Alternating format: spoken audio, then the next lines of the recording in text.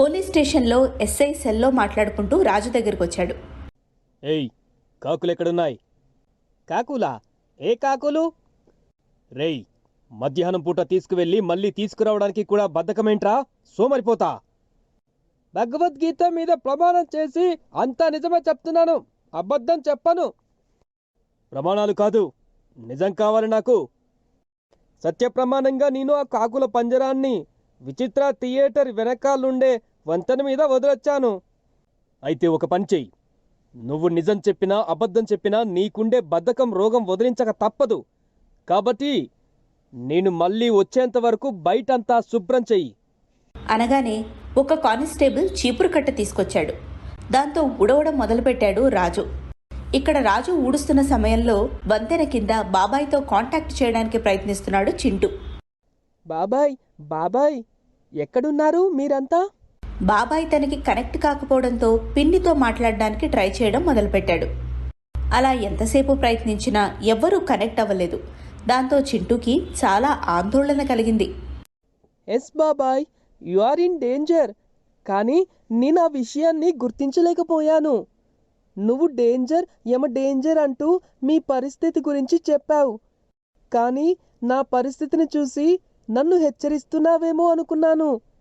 సరిగ్గా ఆ సమయానికే నేను కూడా డేంజర్లోనే ఉన్నాను. అందుకే మీరు డేంజర్లో ఉన్నారనే అనుమానం కూడా రాలేదు నాకు. ఐఎమ్ సారీ బాబాయ్, ఐఎమ్ సారీ అనుకుంటూ అక్కడి నుంచి వెనక్కి తిరిగాడు చింటూ. అక్కడ పోలీస్ స్టేషన్ బయటంతా ఊడ్చేశాడు రాజు. అదే సమయంలో సెల్లో మాట్లాడుకుంటూ అక్కడికొచ్చాడు ఎస్ఐ. ఎరా, ఆ వంతెన కింద ఏ పంజరం లేదంట. ఎవడో ఎత్తుకుపోయి ఉంటాడు సార్. ఎత్తుకుపోవడానికి నువ్వక్కడ పారేస్తే కదంట్రా. నువ్వు వాటిని ఎవరికి అమ్మేశావు? ఎవరికి అమ్మావు? ఎంతకమ్మావు? అమ్మిన డబ్బెక్కడ దాచావు? సార్, అమ్మడమేంటో డబ్బేంటో దాయడమేంటో నాకొక్క ముక్క కూడా అర్థం కావట్లేదు సార్. కాకుల గురించి రాజు చెప్తున్నది నిజమో అబద్ధమో తేలేంత వరకు అతన్ని వదలకూడదని నిశ్చయించుకున్నాడు ఎస్ఐ. ఆలోగా అతని బద్ధకాన్ని వదలగొట్టాలని కూడా నిర్ణయించుకున్నాడు. అందుకే అతన్ని కాపలా కాస్తున్న పోలీసులతో, కాకులు దొరికే వరకు వీణ్ణి వదిలిపెట్టే సమస్యే లేదు. కాబట్టి వీడి చేత మన వీధులన్నీ శుభ్రం చేయించే బాధ్యత నీదే అంటూ రాజుని తీసుకెళ్లి వీధులు ఊడ్పించడం ప్రారంభించాడు పోలీస్. సార్, నాకు పనిగండం ఉంది సార్. ఇలా రోజంతా పని చేస్తే ఏదో ఒక ప్రమాదం తప్పదు సార్.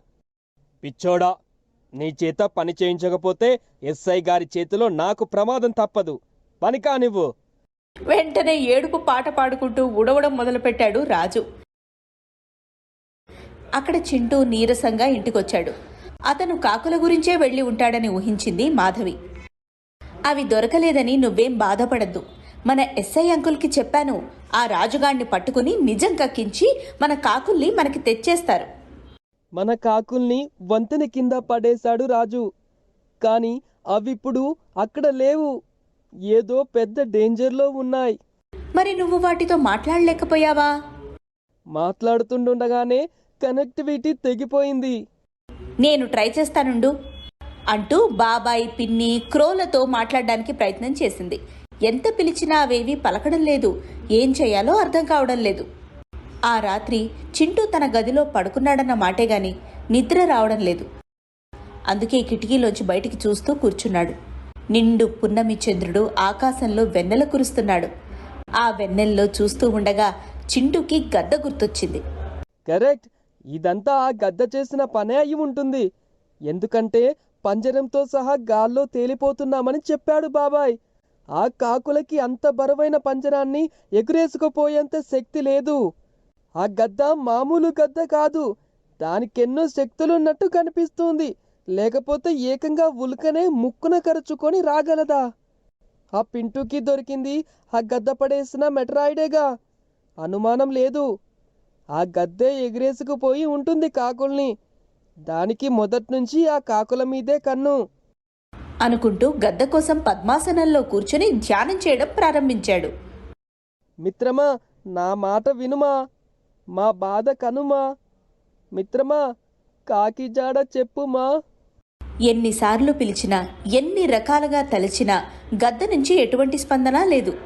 చూడు ఫ్రెండ్, నేను నీకు శత్రువుని కాదు, నేస్తాన్ని.